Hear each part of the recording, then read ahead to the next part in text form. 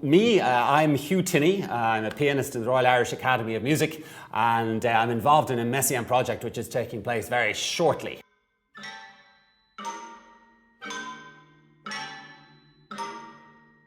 And it's going to be an all Messiaen concert. I'm involved in the first work in the programme, which is a work called Exotic Birds, or Oiseaux Exotiques, written by Messiaen in the mid-1950s, and it involves an orchestra, but it's an orchestra that has no string players at all. It's got winds and percussions and strange effects and gongs and things like that. My first main entry, he talks about the Messiaen Oiseaux, which is the Indian myna bird. So my first thing is here.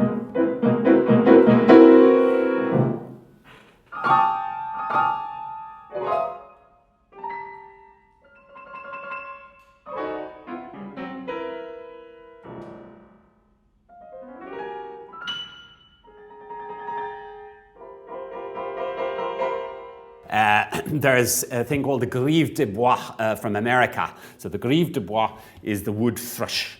So he talks about sunlight, and it's full of echo. In fact, he uses the word sun here, bursting out in sun. And it's...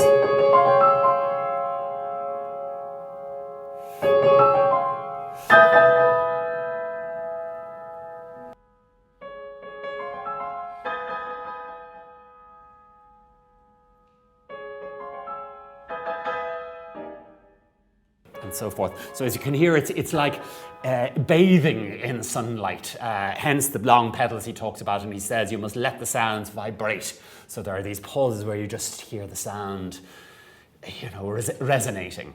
Okay, then we come to our friend, the Red Cardinal of Virginia.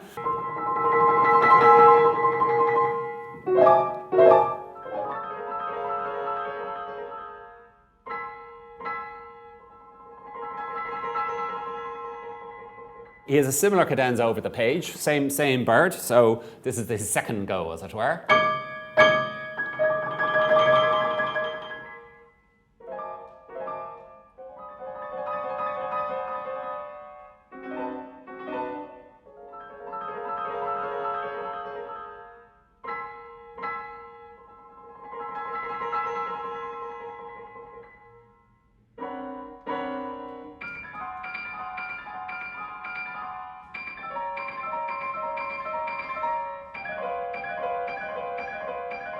We have a bird that seems to like going up the ladder and then coming down the ladder. It's called the Merle de Swainson. This is an interesting, coincidence for me, because my original and wonderful piano teacher's name was Swainson. She was Mabel Swainson, who passed away a few years ago. So I was very amused to see the Swainson thrush in here.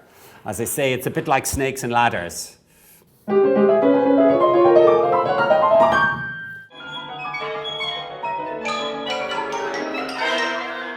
So there's, then we have another important bird, rather dramatic bird. Let's just quickly see what he says about this, because this guy is a major player. Okay, the Shanna.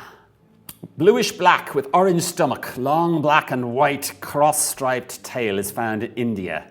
It's a wonderful singer. Its song includes rhythmic percussive figures accompanied by a twitch of the tail, very varied warblings in which one finds melodic formulae descending towards the lowest register like those of the blackbird, and also repetition of two disjunct notes typical of the nightingale, and finally sparkling fanfares with a brassy tone, clear and gay.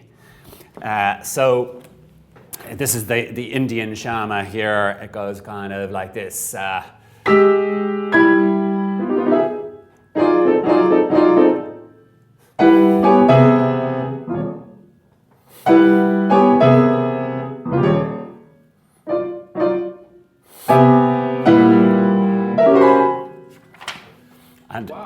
And on it goes. You can really hear his descriptions musically.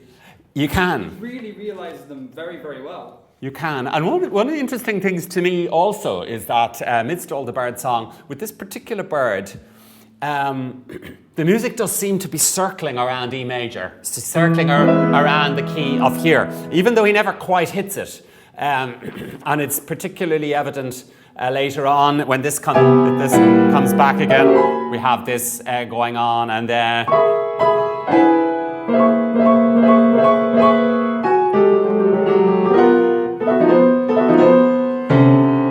the orchestra is going da, dee, da, da, and then piano going again. So there are an awful lot of chords that actually belong to the E major sound. He never gives you a pure E major chord, but it's circling around E major. So this is one of the things, I guess, which helps to bring the piece to a conclusion, and that there is a kind of there's a tonal and harmonic core there as well, amidst all the natural warblings. Going to the very end of the piece, one of the things that I think is great fun about the piece is how it ends.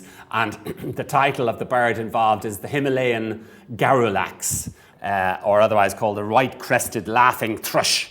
It's found in the Himalayas. He says it's a large bird, etc., etc. He describes it. Then he says it has a tremendous voice with a very powerful refrain and implacable bursts of sound which suggest some mountain giant, some calm and malevolent asura from Hindu mythology.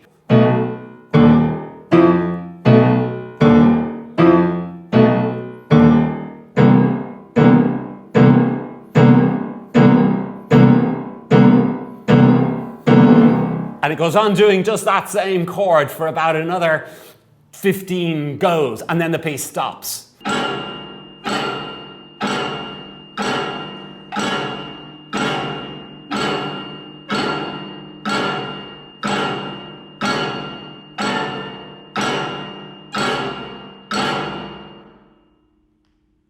And I thought this was one of the things, the first time I listened to the piece, I kind of got a shock reaction to the end of that, and I thought, oh yes, I'm really going to enjoy playing this.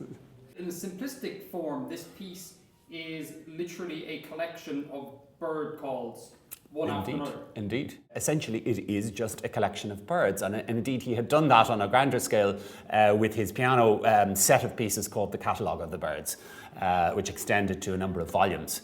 So this was a well-stomped territory for Messiaen. For those who don't know, what's with this fascination with birds of Messiaen? Could you tell us about a little bit of background to that? I can only give you a little bit of background. The first major piece that I came across of Messiaen's many decades ago was the piano piece, the 20 Regards de l'Enfant Jésus, or 20 looks at the infant Jesus. And in the context of that, it was written about 10 years before this piece. In the context of that, bird song did exist, but it was nothing like as detailed as he came to later on. At that stage, the Catholic background, if you like, to Messiaen, it was a huge part of him and a huge part of him as a musician. And I remember reading that for him, birdsong was symbolic of angelic existences and so on. He made that parallel quite specific himself. Now it's interesting that parallel doesn't turn up in his notes to a work like this. So this to me seems more like a pure nature work, if you like. However, you'd have to have Messiaen here to actually ask him that question.